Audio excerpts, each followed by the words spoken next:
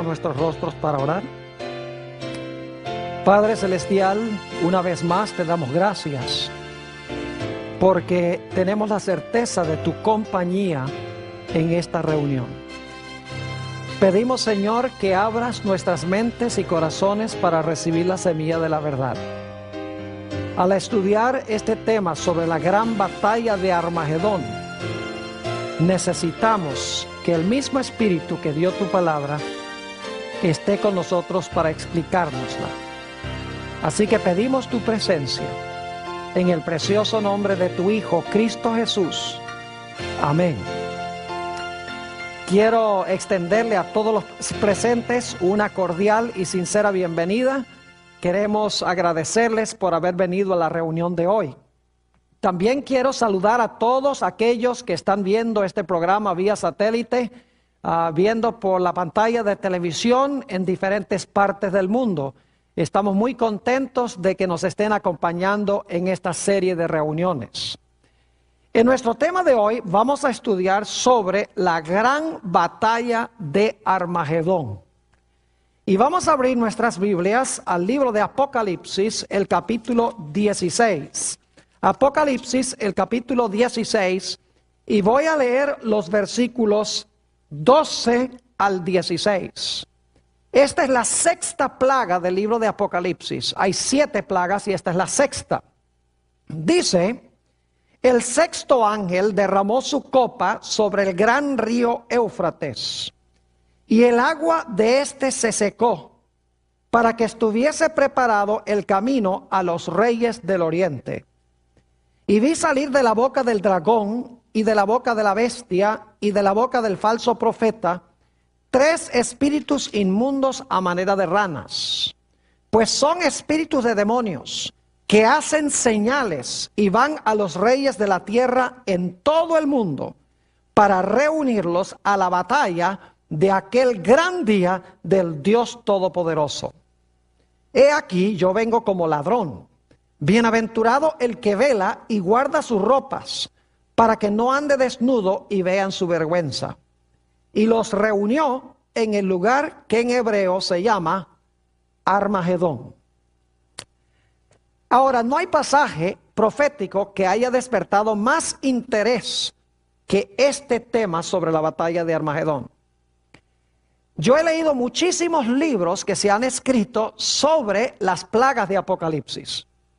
Y he descubierto que la mayoría de estos libros tratan asuntos como quién es el dragón, quién es la bestia, quién es el falso profeta, quiénes son los reyes de la tierra y de todo el mundo, quiénes son los reyes que vienen del oriente, qué son los 3 espíritus inmundos a manera de ranas. Es decir, los comentarios tienen mucho que decir en cuanto a todos estos aspectos. Pero lo interesante es que en la vasta mayoría de esos comentarios hay un versículo de este pasaje que leímos donde casi nada se dice de él. Y creo que es el versículo más importante en este pasaje sobre Armagedón, porque nos demuestra que va a haber 2 grupos de personas en la batalla de Armagedón. ¿Y qué es lo que determina que usted va a estar en un grupo o que vaya a estar en el otro grupo? ¿A qué me refiero? ¿Cuál versículo? Apocalipsis 16 y el versículo 15. Como que se pierde este versículo en los comentarios y en los artículos que han sido escritos sobre la batalla de Armagedón. Dice allí: he aquí, está hablando Jesús, he aquí yo vengo como ladrón. Bienaventurado el que vela y guarda sus ropas, para que no ande desnudo y vean su vergüenza. Interesante versículo. ¿Saben lo extraordinario de este versículo? Es que es el único lugar en Apocalipsis donde Jesús habla entre el capítulo 3 y el capítulo 21. Es el único lugar directo a donde habla Jesús entre el capítulo 3 y el capítulo 21. Si ustedes tienen una edición de la Biblia que tiene las palabras de Jesús en rojo, se van a dar cuenta de eso. Es interesantísimo entonces notar que este es el único versículo entre el capítulo 3 y el capítulo 21 donde habla Jesús. Quiere decir que es algo de suprema importancia. Notemos los elementos claves. Habla de ropas, habla de desnudez y habla de vergüenza. ¿A dónde necesitamos nosotros regresar para entender este versículo tan importante de la Biblia? Tenemos que regresar a Génesis, el capítulo 2 y el capítulo 3. Porque ahí es que por primera vez encontramos las ideas de ropas, desnudez y vergüenza. Es decir, para entender Apocalipsis 16:15 necesitamos entender en primer lugar Génesis 2 y 3. Ahora, lo primero que quiero que notemos al regresar a Génesis es el hecho de que Dios, y esto lo hemos estudiado muchas veces, no necesariamente vamos a leer todos los versículos, pero notamos que Dios colocó un árbol en el huerto del Edén y le dijo al hombre que no comiera de ese árbol. Hemos estudiado que encerrado en ese único mandamiento se encontraban todos los 10 mandamientos de la ley de Dios.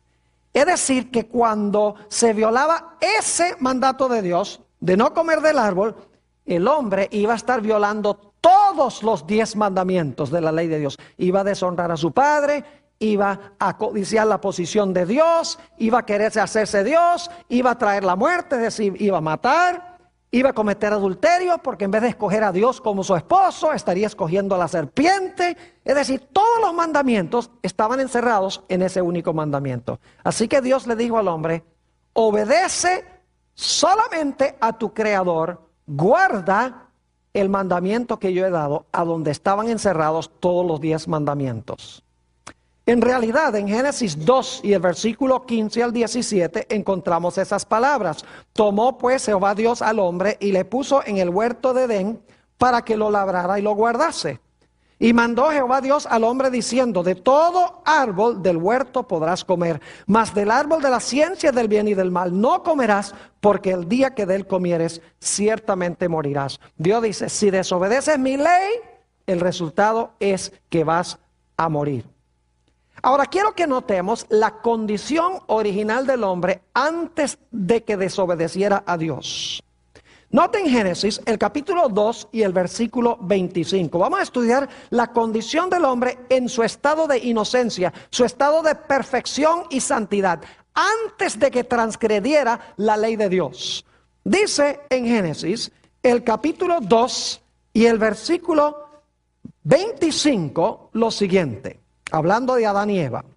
Y estaban ambos desnudos, Adán y su mujer, y no se avergonzaban. ¿Ven la conexión con Apocalipsis 16:15? Dice que estaban desnudos y no sé qué, y no se avergonzaban. Ahora, debo decirles que estaban desnudos en lo que respecta a vestiduras humanas. Es decir, ellos no tenían vestiduras de seda, ni de lino, ni de gabardina, ni nada de eso. Pero no significa que no estaban vestidos. No estaban vestidos con vestiduras humanas artificiales, pero sí estaban vestidos. Ahora ustedes dicen, ¿de qué estaban vestidos? La respuesta es que estaban vestidos de una luz gloriosa de Dios. Ahora hay muchos textos que podríamos leer. Les voy a mencionar algunos y luego vamos a leer uno específicamente. En Génesis, el capítulo 2 y el versículo 25, como hemos visto, Dios dice que el hombre estaba desnudo. Pero lo interesante es que en el Salmo 8 y el versículo 5 y 6, se nos dice que cuando Dios hizo al hombre, lo cubrió o lo coronó de gloria y de lustre. Es decir, Dios coronó al hombre con gloria, con la gloriosa luz de Dios. Por eso dice que cuando el hombre pecó, quedó destituido ¿de qué? De la gloria de Dios. Tenemos en Apocalipsis 12:1 otro ejemplo. donde habla de una mujer que representa la verdadera iglesia. Está vestida de blanco, pero las vestiduras blancas, dice Apocalipsis, que son las vestiduras del sol. Es decir, sus vestiduras son blancas, pero es la luz del sol la que la viste. En Mateo 17 y el versículo 3 y 4 encontramos la transfiguración de Jesús. Y dice que los mantos de Jesús le brillaban como la luz del sol. Es decir, cuando la Biblia dice que los ángeles, que Dios, que el hombre originalmente tenía vestiduras blancas, en realidad esas vestiduras blancas eran vestiduras ¿de qué? Vestiduras de luz. Y saben que cuando la Biblia dice que Dios está vestido de blanco, también quiere decir que está vestido con luz. Este texto yo lo quiero leer, el Salmo 104 y los versículos 1 y 2. Salmo 104 y los versículos 1 y 2, para que ustedes se den cuenta que cuando la Biblia dice que Dios está vestido de blanco, en realidad está vestido de luz. Dice allí, en el Salmo 104, 1 y 2, bendice alma mía a Jehová. Jehová, Dios mío, mucho te has engrandecido. Te has vestido de gloria y de magnificencia. Ahora escuchen esto. El que se cubre ¿de qué? De luz como de vestidura, que extiende los cielos como una cortina. ¿De qué está vestido Dios según esto? Dios está vestido de luz. Y así era con Adán y Eva. Antes de que pecaran, cuando eran obedientes a la ley de Dios, cuando eran inocentes y estaban en su condición de santidad, estaban desnudos en lo que respecta a vestiduras artificiales humanas, pero estaban cubiertos de la gloriosa luz de Dios. Pero luego, Adán y Eva, como sabemos, escogieron desobedecer la santa ley de Dios. Es decir, desobedecieron, quebrantaron, transgredieron la ley de Dios. Y cuando quebrantaron la ley de Dios, inmediatamente se realizó un cambio en Adán y Eva. Leamos en cuanto a ese cambio en Génesis 3 y el versículo 7. Génesis, el capítulo 3 y el versículo 7. Dice allí, entonces fueron abiertos los ojos de ambos, es decir, los ojos de Adán y Eva, y conocieron que estaban ¿qué? Desnudos, pero si la Biblia dice que en su estado de inocencia estaban desnudos también. Debe ser que estaban cubiertos con luz. Y ahora la luz se fue y se dan cuenta que están ¿qué? Desnudos. Así que dice, entonces fueron abiertos los ojos de ambos y conocieron que estaban desnudos. El primer resultado del pecado. ¿Y cómo procuraron resolver el problema?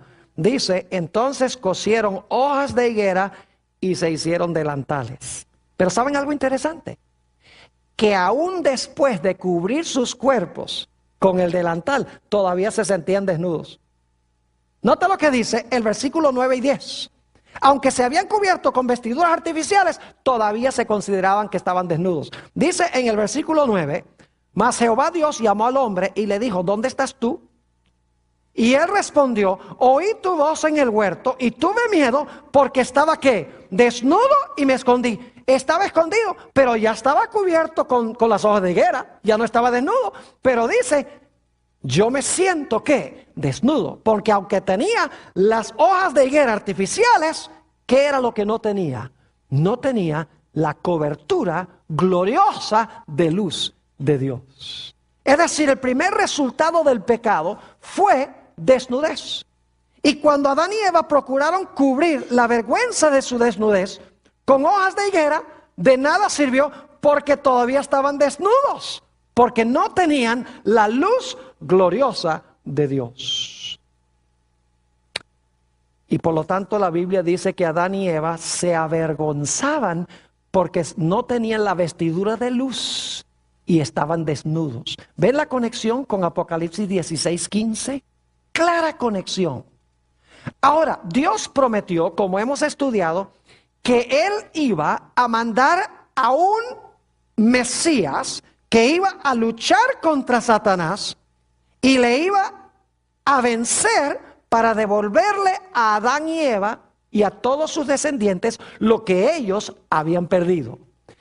Vamos a Génesis, el capítulo 3 y el versículo 15, donde Dios le habla a la serpiente y hace esta promesa a Adán y Eva. Génesis 3 y el versículo 15.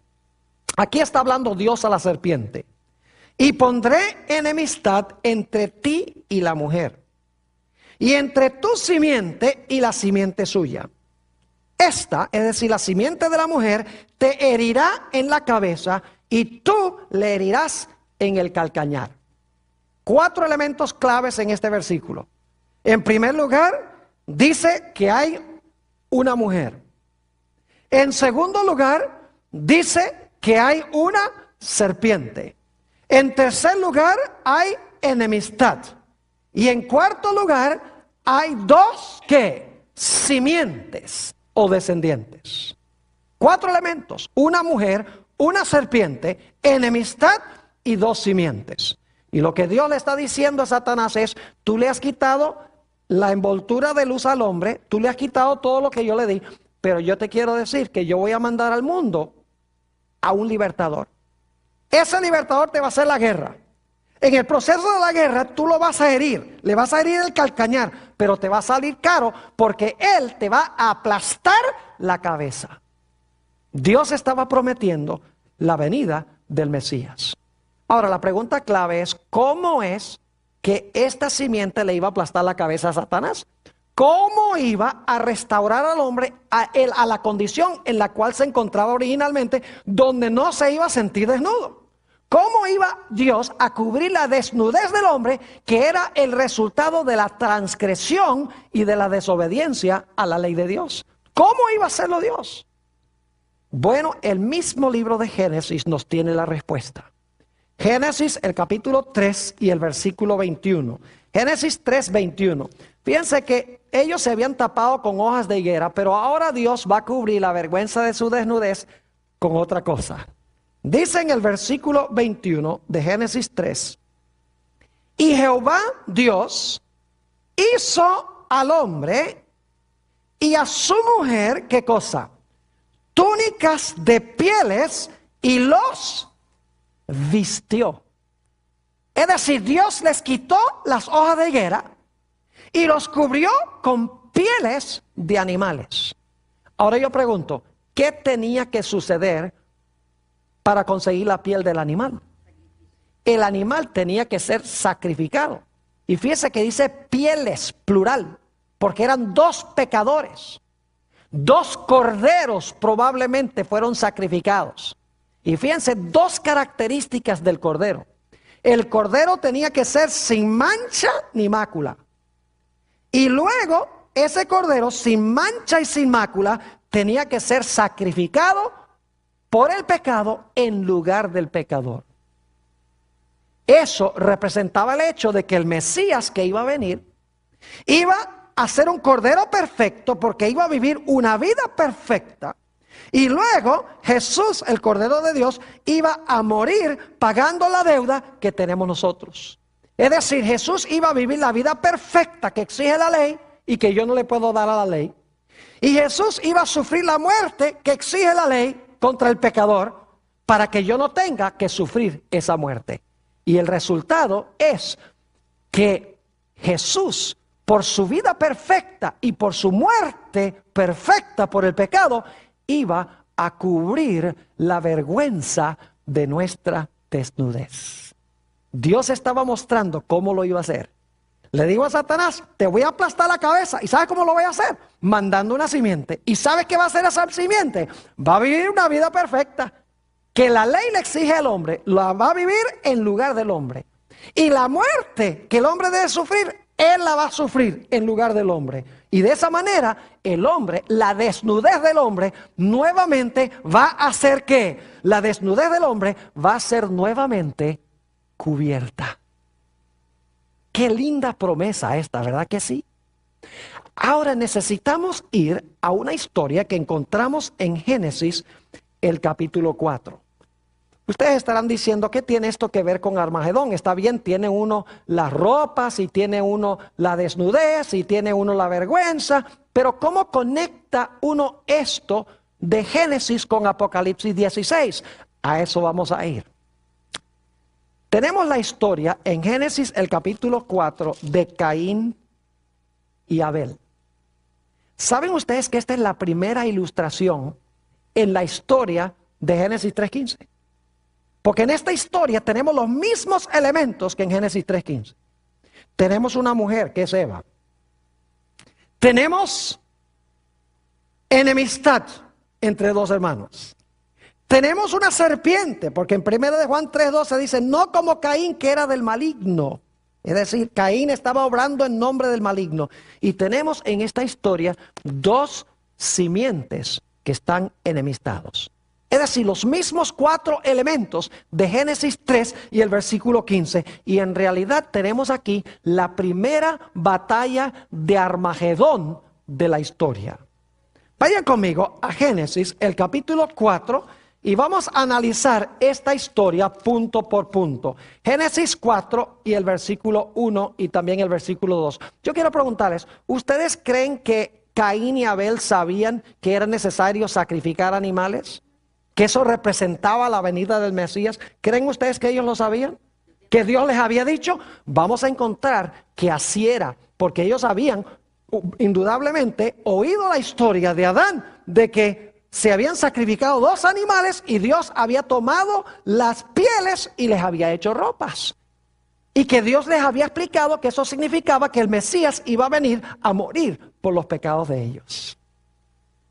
Ahora noten lo que dice Génesis 4:1. Conoció Adán a su mujer Eva, la cual concibió y dio a luz a Caín. Y dijo, por voluntad de Jehová he adquirido varón. Nace Caín, el mayor de los 2. Indudablemente Adán y Eva pensaban que había la posibilidad de que este fuera el Mesías prometido, nacido de la mujer. Pero no fue el único hijo. Noten el versículo 2. Después dio a luz a su hermano Abel. Y Abel fue pastor de ovejas y Caín fue labrador ¿de qué? Fue labrador de la tierra. Pronto se empieza a ver que estos 2 jóvenes, aunque nacieron de la misma madre, en realidad son 2 simientes distintas. En realidad Abel es la simiente de la mujer por su carácter. Mientras que Caín refleja el carácter de ¿quién? De la serpiente. Porque en 1 de Juan 3:12 dice que Caín era del maligno. Es decir, estos 2 jóvenes empiezan a manifestar 2 diferentes caracteres. Lo que indica que cuál simiente somos no depende de dónde nacemos, sino que depende qué clase de carácter tenemos. No es dónde nacemos, ni de quién nacemos, ni cómo nacemos, sino qué escogemos hacer con nuestra vida, lo que determina de quién somos simiente. Entonces nacen estos 2 muchachos. Y dice que uno cuidaba ovejas, que era Abel, y el otro era labrador de la tierra. Volvamos a Génesis 4 y vamos a mirar el versículo 3. Y aconteció andando el tiempo, ahora escuchen esto, que Caín trajo del fruto de la tierra una ofrenda ¿a quién? Una ofrenda a Jehová. Yo pregunto, ¿es eso lo que Dios había pedido? ¿Qué había pedido Dios? Dios había pedido que se trajese un ¿qué? Un animal. Que se sacrificase el animal. ¿Estaba Caín desobedeciendo a Jehová? Claro que sí.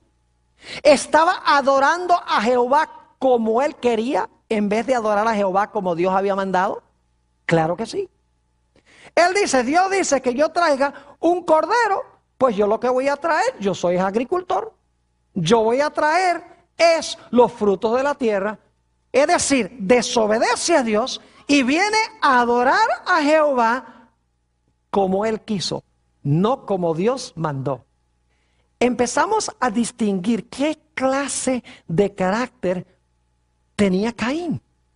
Era desobediente a los mandatos de Dios y adoraba a Dios como él quería, no como Dios había mandado. Y alguno dice, pastor, ¿usted cree que Caín sabía que él tenía que traer un animal y desobedeció a Jehová de todas maneras? Claro que sí. Déjeme compartirles las razones. Y no vamos a leer los versículos todos, porque no hay el tiempo, pero se los voy a mencionar. En Génesis 3:21 se nos dice que se habían sacrificado 2 animales para cubrir la vergüenza de la desnudez de Adán y Eva. No cabe duda alguna de que Caín y Abel habían escuchado la historia de cómo Dios había cubierto la desnudez de Adán y Eva. Además de eso, en Santiago 4 y el versículo 17, escuchen bien, dice, el pecado está en el que sabe hacer lo bueno y no lo hace. Santiago 4:17, el pecado está en el que sabe hacer lo bueno y no lo hace. Ahora yo pregunto, ¿Caín pecó? Note lo que dice en Génesis 4 y el versículo 7. Génesis el capítulo 4 y el versículo 7. Dios le dice a Caín, si bien hicieres, no serás enaltecido. Y si no hicieres bien, el pecado está a la ¿qué? A la puerta. ¿Qué es el pecado? Transgresión de la ley. Pero el pecado también está en el que sabe hacer lo bueno y no lo hace. ¿Está diciéndole Dios aquí a Caín que está en peligro de cometer pecado? Claro que sí. Pero para cometer pecado, él tiene que saber lo que es bueno y no hacerlo. Porque una de las definiciones del pecado es el que sabe hacer lo bueno y ¿qué? Y no lo hace. Ahora, algunos eruditos dicen que Dios no aceptó el sacrificio de Caín porque Caín tenía una mala actitud. No era el sacrificio en sí, sino que era una mala actitud de Caín. Eso no es lo que dice la Biblia. En Hebreos el capítulo 11 y el versículo 4, se nos dice que Abel ofreció más excelente sacrificio que Caín. ¿Están escuchando lo que dije? No era su actitud, era el sacrificio que trajo, que era superior. Hebreos 11 y el versículo 4. Además de eso, ya vimos en Génesis 4:7 que Dios le dice a Caín, si tú haces bien, tú vas a recibir bendición. Pero si tú haces mal, el pecado está a la puerta. Noten que el problema de Caín no era su actitud, sino el actuar mal o el hacer mal. Porque Dios dice, si tú haces mal, el pecado está a la puerta. No tenía que ver con la actitud mala de Caín, sino que tenía que ver con sus acciones. La acción de traer lo que Dios no había mandado y adorar a Dios como él quería. Además de eso, en 1 de Juan 3:12 se nos dice claramente, en 1 de Juan, el capítulo 3 y el versículo 12, se nos dice claramente que las acciones de Caín eran malas. Dice allí, no como Caín, que era del maligno y mató a su hermano. ¿Y por qué causa le mató? Ahora escuchen esto. Porque sus obras eran ¿qué?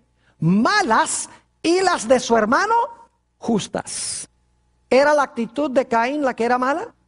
No, eran sus ¿qué? Sus actos los que eran malos. Dios había pedido ¿qué cosa? Dios había pedido el sacrificio de un animal y Caín a sabiendas desobedece lo que Dios ha revelado y viene y adora a Dios, no como Dios ha mandado, sino como él ¿qué? Como él quiso. Ahora quiero que noten un par de detalles muy interesantes en Génesis 4 y el versículo 4. Génesis 4 y el versículo 4. Leamos el 3 para el contexto. Dice, y aconteció andando el tiempo que Caín trajo del fruto de la tierra una ofrenda a Jehová. Y ahora escuchen esto. Y Abel trajo también de los primogénitos de sus ovejas, de lo más gordo de ellas, o como dicen algunas versiones, trajo también su grasa. Ahora, ¿por qué es importante eso? Trajo los primogénitos y ofreció la grasa. ¿Cómo sabía Abel que debía ofrecer los primogénitos y que debía quemar la grasa en el altar si Dios no se lo reveló? ¿Saben ustedes que más adelante en el sistema de sacrificios de Israel, Dios mandó a traer los primogénitos y mandó a quemar la grasa en el altar? Es decir, Abel sabía, Dios había mandado que era lo que había que traer. Si ustedes quieren textos para eso, Levítico 27:26 en el sistema de sacrificios dice que Israel tenía que traer los primogénitos para sacrificar. Y en Levítico 4:26 dice que se tenía que presentar para consumir la grasa delante de Jehová. Y además de eso, en Hebreos, el capítulo 9 y el versículo 22 dice que sin derramamiento de sangre no hay remisión de pecados. 3 problemas entonces que tenía Caín. Número 1, Caín rechazó a Jesús porque rechazó ofrecer el sacrificio. En segundo lugar, desobedeció el mandato explícito de Dios. Y en tercer lugar, adoró a Dios, pero le adoró no como Dios mandó, sino como él quiso. ¿Están captando algo interesante? Ahora yo quiero preguntarles, tanto Caín como Abel profesaron seguir a Dios. ¿Eran religiosos los dos? Claro que sí. La Biblia dice que eran hermanos. Es decir, esta era una batalla entre hermanos, que es muy importante. Yo pregunto, ¿los dos eran religiosos? ¿Cómo no? ¿Los dos levantaron un altar? Claro que sí. ¿Los dos trajeron una ofrenda? ¿Los dos profesaban ser religiosos y adorar a Jehová? ¿Cómo no? ¿Dónde radicaba la diferencia entre Caín y Abel? Muy sencillo. Abel obedeció el mandato de Dios y adoró como Dios dijo. Dios dijo, trae un animal, y Abel trajo el animal. Pero Caín desobedeció el mandato explícito de Dios y adoró a Dios no como Dios mandó, sino como él quería. ¿Será posible que en los últimos días esas van a ser las características que van a distinguir a los dos grupos en el planeta Tierra? ¿Será que al final de la historia va a haber también dos grupos de personas religiosas que profesan adorar a Jehová, que son hermanos, pero que un grupo obedece a Dios y adora a Dios como Dios mandó, mientras que el otro grupo desobedece el mandato explícito de Dios y adora a Dios como quiere? Más adelante en el tema vamos a hablar un poco más de eso. Ahora, note lo que dice el capítulo 4 nuevamente y el versículo 4, la última parte. Dice en la última parte del versículo 4, y miró Jehová con agrado a Abel y a su ofrenda. Ahora, ¿cómo fue que Dios demostró que él aceptaba la ofrenda de Abel? El texto no lo dice. Pero si miramos el resto de la Biblia, sabemos cómo fue que Dios mostró. Algunos eruditos, lo que pasa es que no estudian con cuidado la Biblia, dicen que la forma como se supo es porque el humo del sacrificio de Abel se fue para arriba, mientras que el humo del sacrificio de Caín se fue para abajo. Qué interesante especulación. Pero el resto de la Biblia nos dice cómo sucedió. Cuando Dios aceptaba un sacrificio, llovía fuego del cielo para consumir el sacrificio sobre el altar. Les doy las referencias. Levítico 9:24. Cuando se inauguró el tabernáculo en el desierto, se colocaron sacrificios sobre el altar, descendió fuego y consumió los animales que estaban sobre el altar. Segunda de Crónicas 7:1. Cuando Salomón inauguró el templo, puso también sobre el altar sacrificios y llovió fuego del cielo y consumió los sacrificios. En Primera de Crónicas 21:26, David invocó el nombre de Jehová. Habiendo sacrificado el animal, cayó fuego del cielo y consumió el sacrificio. Y ustedes saben que en los días de Elías sacrificó varios animales, los colocó sobre el altar. Primera de Reyes 18, 37 y 38. Y dice que Dios aceptó el sacrificio, lloviendo, ¿qué cosa? Fuego del cielo para consumir el sacrificio. Es decir, Dios sobre el sacrificio del obediente mandó fuego que consumió el sacrificio. Y el sacrificio de Caín, ni una chispa. Y claro, la Biblia nos dice que hubo una reacción de parte del desobediente y el falso adorador. El que profesaba seguir a Jehová, a Jesús, pero el que en realidad lo estaba rechazando por sus acciones. Note lo que dice Génesis 4 y el versículo 5. Génesis 4 y el versículo 5. Dice, pero no miró con agrado a Caín y a la ofrenda suya. Y ahora escuchen. Y se ensañó Caín en gran manera y decayó su semblante. Es decir, puso la cara larga, por usar una expresión que conocemos muy bien. Estaba furioso. Estaba furioso con su hermano y estaba furioso ¿con quién? Estaba furioso con Dios porque no había recibido la bendición de Dios. ¿Será posible que en los últimos días los hijos de Dios van a ser bendecidos, su pan va a ser seguro, su agua va a estar segura, mientras que los que rechazan la verdadera adoración y quebrantan los mandamientos de Dios van a estar padeciendo hambre y sed? ¿Y eso va a ensañar a esa gente contra Dios y contra el remanente final? Obviamente que sí. Así que se enfurece. Y luego Dios trata de razonar con Caín, como trata de razonar con aquellos hoy que adoran a Dios como les conviene, que desobedecen a Dios, revelándoles la verdad y tratando de decirles, mire, si ustedes sencillamente hacen lo que yo digo, no va a haber problemas. Voy a bendecir el sacrificio de ustedes también. Noten Génesis el capítulo 4 y el versículo 6. Entonces Jehová dijo a Caín, ¿por qué te has ensañado? ¿Y por qué ha decaído tu semblante? Si bien hicieres, no serás enaltecido. Y si no hicieres bien, el pecado está a la puerta. Con todo esto, a ti será su deseo y tú te enseñorearás de él. En realidad lo que está diciendo es que el pecado tiene ganas de entrar para enseñorearse de ti. Pero tú debes dominar el pecado haciendo el bien. Pero Dios, al razonar con Caín, no pudo persuadirlo ni convencerlo. Caín no estaba arrepentido. Se volvió altanero contra Dios. Y dice que Caín hizo algo terrible. Se desquitó con Dios matando a su hermano. Noten Génesis, el capítulo 4 y el versículo 8. Y dijo Caín a su hermano Abel, salgamos al campo. Es decir, Caín y Abel ahora hablan. Me imagino que Abel le habrá dicho a su hermano, mira, si tú ofreces el sacrificio que Dios mandó, Dios te va a bendecir a ti también. Si tú adoras a Dios como Dios ha mandado, todo te va a ir bien. Y Caín dice, ¿quién eres tú para enseñarme a mí? Si yo soy tu hermano mayor, tú tienes que escuchar en lo que yo digo. Yo no tengo que escucharte a ti. Y dice ahí en Génesis, el capítulo 4 y el versículo 8, que algo terrible sucedió. Y dijo Caín a su hermano Abel, salgamos al campo. Y aconteció que estando ellos en el campo, Caín se levantó contra su hermano Abel. ¿Y qué hizo?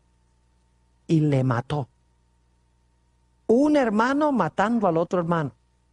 El obediente que adoraba a Dios como Dios mandó, siendo muerto por el desobediente que adoró a Dios como él quiso.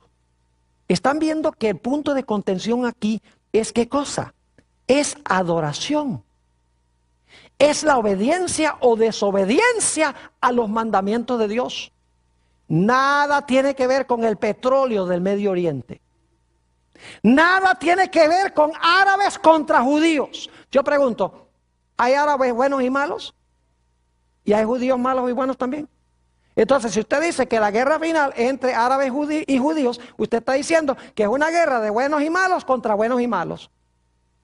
La Biblia indica que la primera batalla fue una batalla entre dos diferentes caracteres. Uno obediente que adoró como Dios mandó y el otro desobediente que adoró como él quiso, no como Dios mandó. ¿Están entendiendo lo que estoy diciendo? Es decir, que la batalla tenía que ver con obediencia y desobediencia. Y escuchen bien, Es interesante que 7 veces ahí en Génesis 4 se usa la palabra hermano para describir la relación entre Caín y Abel. Note lo que dice en Génesis, el capítulo 4 y el versículo 9 y 10. 4, 9 y 10. Dice allí, y Jehová dijo a Caín, ¿dónde está Abel tu hermano? Y él respondió, no sé, ¿soy yo acaso guarda de mi hermano? Altanero, ¿verdad? No estaba arrepentido de haber matado a su hermano. Versículo 10. Y él le dijo, ¿qué has hecho? Ahora escuchen bien. La voz de la sangre de tu hermano clama a mí ¿desde dónde? Clama a mí desde la tierra. Ahora, ¿qué significa eso?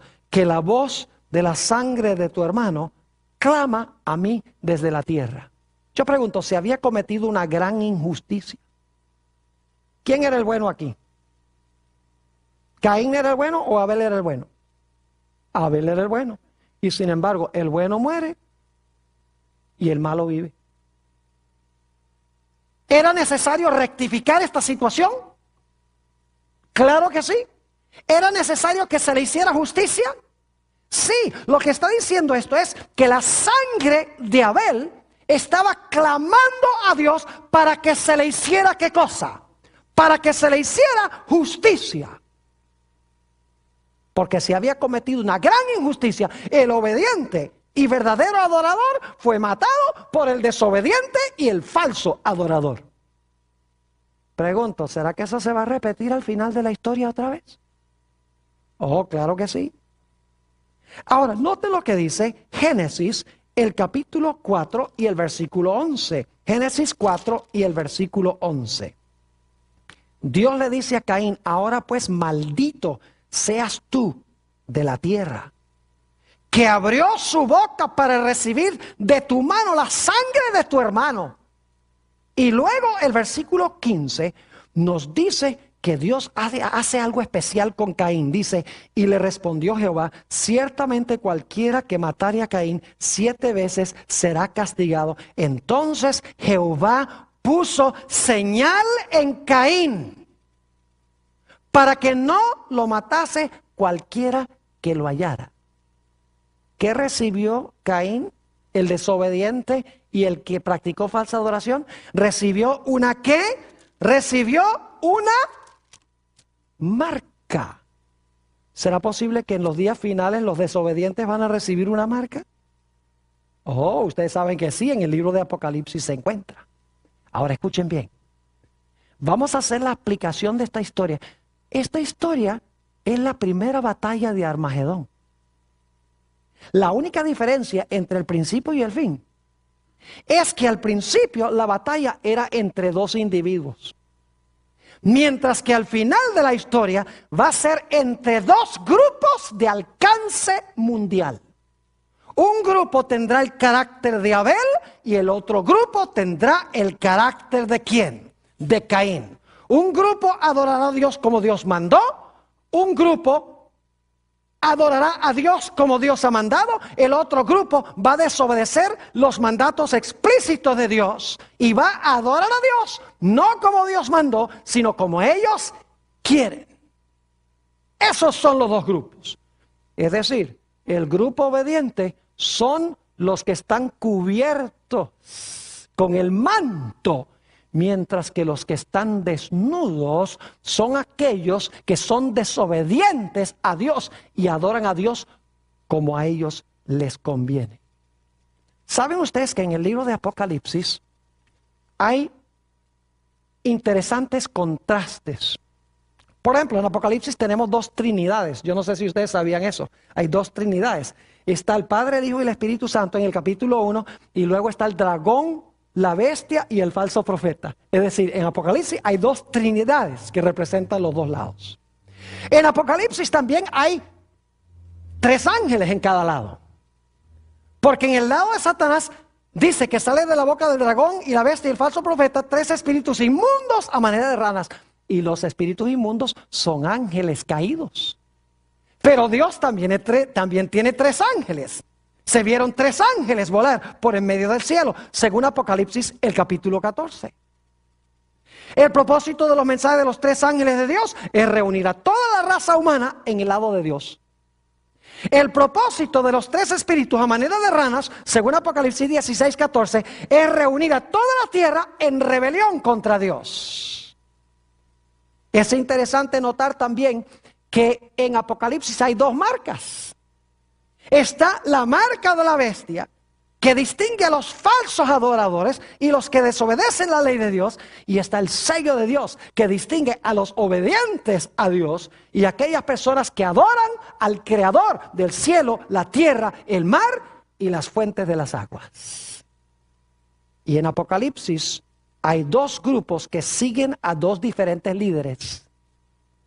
En Apocalipsis 14:1 dice que los fieles siguen al Cordero por donde quiera que va. Mientras que en Apocalipsis 13:3 dice que los rebeldes marcharon o siguieron en pos de ¿quién? En pos de la bestia. 2 grupos caracterizados por Caín y Abel. Y permítame compartir con ustedes que en Apocalipsis tenemos nosotros esta idea de lavar las vestiduras y blanquearlas en la sangre del Cordero. Volviendo otra vez a la idea de Génesis. No lo vamos a leer por la premura del tiempo, pero en Apocalipsis 7:14, hablando de la gran muchedumbre, dice, estos son los que han lavado sus vestiduras y las han blanqueado en la sangre del Cordero. Es decir, han aceptado de verdad ¿a quién? A Jesús. Pero yo pregunto, ¿cómo se manifiesta esa aceptación de Jesús? Se manifiesta por practicar la verdadera adoración. Porque en Apocalipsis 14, 6 y 7, hablando de los mismos que han blanqueado sus ropas en la sangre del Cordero, están cubiertos con el manto glorioso de Dios, que es la verdadera aceptación de Jesús, se nos dice en Apocalipsis 14, 6 y 7, vio otro ángel volar por en medio del cielo que tenía el evangelio eterno para predicarlo a los que moran en la tierra, a toda nación, tribu, lengua y pueblo, diciendo en alta voz, temed a Dios y dadle gloria, porque la hora de su juicio ha llegado. Y ahora escuchen, y adorad a aquel que ha hecho el cielo, la tierra, el mar y las fuentes de las aguas. Es decir, los que siguen a Dios tienen sus mantos blanqueados en la sangre del Cordero. Han recibido a Jesús. Están cubiertos su desnudez del pecado. Pero eso se manifiesta por el hecho de que adoran al Creador en su santo sábado, dicho sea de paso, como Dios ha mandado. No solo eso, sino que los que siguen a Dios guardan su ley, obedecen sus mandamientos.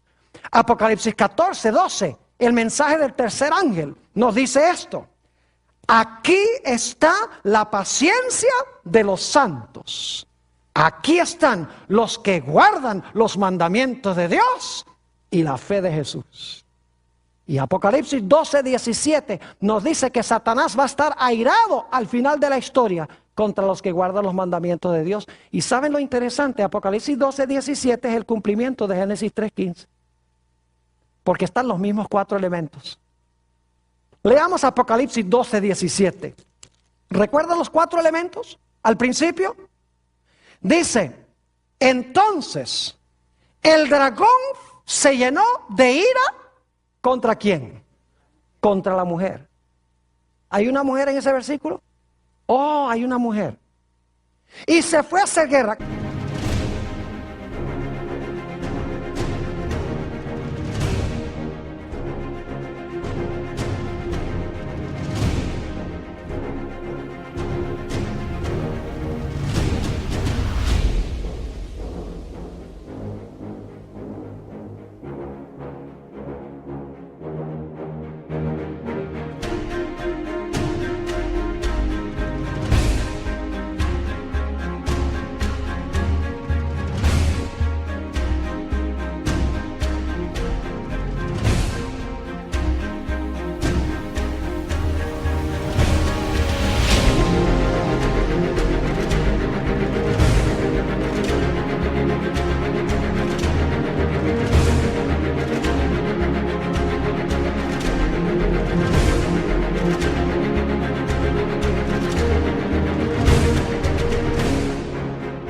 ¿Hay un dragón o una serpiente también?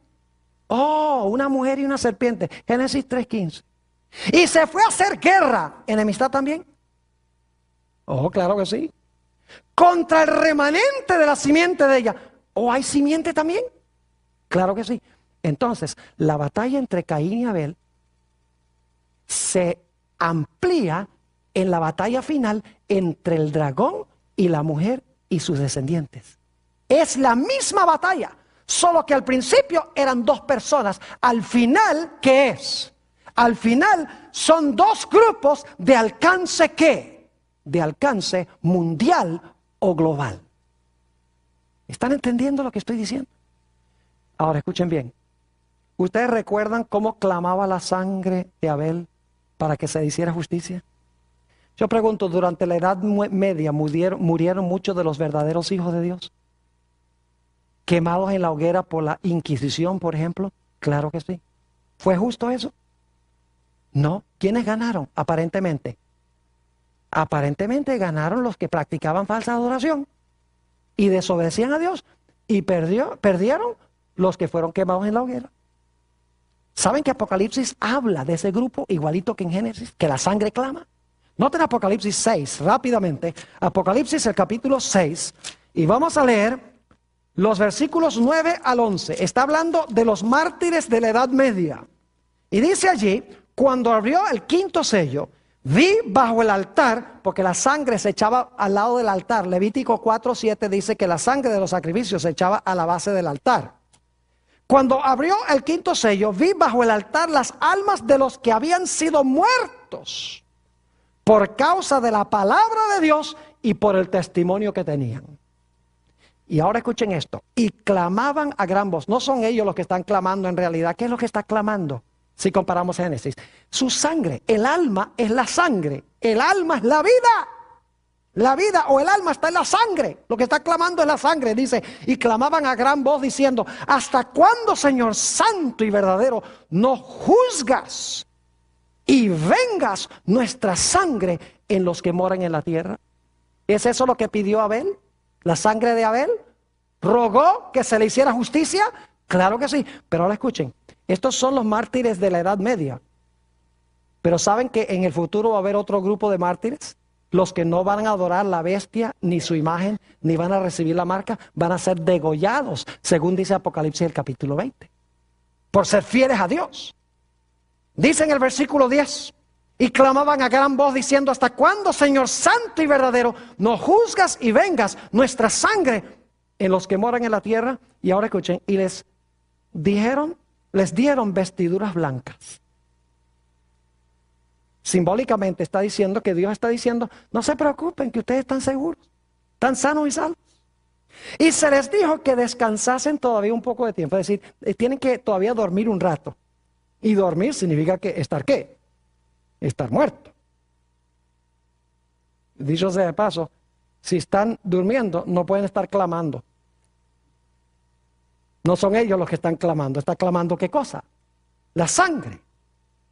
Y se les dieron vestiduras blancas y se les dijo que descansasen todavía un poco de tiempo hasta que ahora escuchen, hasta que se completara el número de sus consiervos y sus hermanos que también habían de ser muertos como ellos. Es decir, ese grupo de mártires se dice, descansen, ustedes están seguros, tienen sus vestiduras blancas, dice, pero en el futuro va a haber otro grupo. Cuando se complete el grupo de los mártires, entonces voy a vengar la sangre de todos ustedes a la misma vez. Y la Biblia enseña que se va a hacer resucitándolos ¿de qué? Resucitándolos de los muertos. Quiero preguntarles, ¿será que los rebeldes al final de la historia también van a recibir una marca? Claro, todo esto es coincidencia, ¿verdad? Ustedes saben que no es coincidencia. Génesis es la mejor forma de explicar la batalla de Armagedón, sobre qué se está peleando. Ahora escuchen.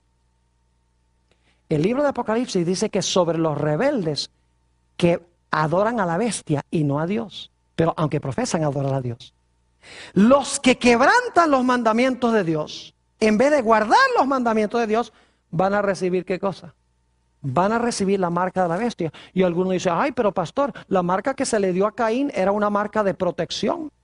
que no lo podían matar. En cambio, la marca de la bestia no es una marca de protección, sí lo es.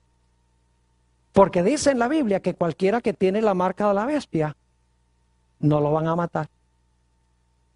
Los que no reciben la marca de la bestia, puede ser que los vayan a matar. Pero ¿sabe lo que es interesante? No importa que lo maten a uno en esta vida. No interesa. Porque en realidad Dios dice, yo te voy a resucitar de los muertos por haber sido fiel.